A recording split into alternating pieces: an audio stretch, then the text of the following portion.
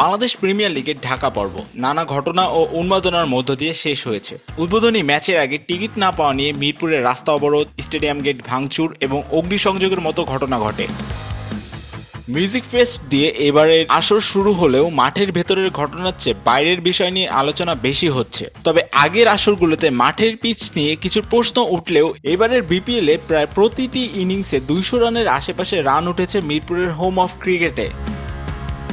চিটাগাং কিংসের উসমান খান দুর্বার রাজশাহীর বিপক্ষে 48 বলে রেকর্ড সেঞ্চুরি করেন। ঢাকা পর্বের শেষ ম্যাচে খুলনা টাইগার্সের বিপক্ষে থিসারা পেরেরা সেঞ্চুরি দেখা পান 60 বলে। এবার বিপিএলে বোলিংয়েও রেকর্ড হয়েছে। Tiger pacer Taskin Ahmed 7 wicket নিয়ে রেকর্ড বুকে নাম লেখান।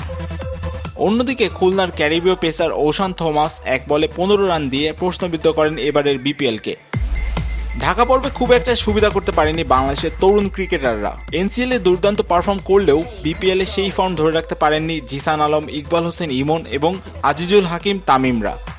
ঢাকা পর্ব শেষে এবার সিলেট পর্বের অপেক্ষায় দেশের একমাত্র ফ্র্যাঞ্চাইজি ক্রিকেটের আসর, যেখানে ঢাকা পর্বের 3 জয় নিয়ে তৈরি আছে রংপুর রাইডার্স। খুলনা টাইগার্স 2 জয় নিয়ে দ্বিতীয় স্থানে এবং রাজশাহী 2 পয়েন্ট নিয়ে পঞ্চম স্থানে অবস্থান করছে।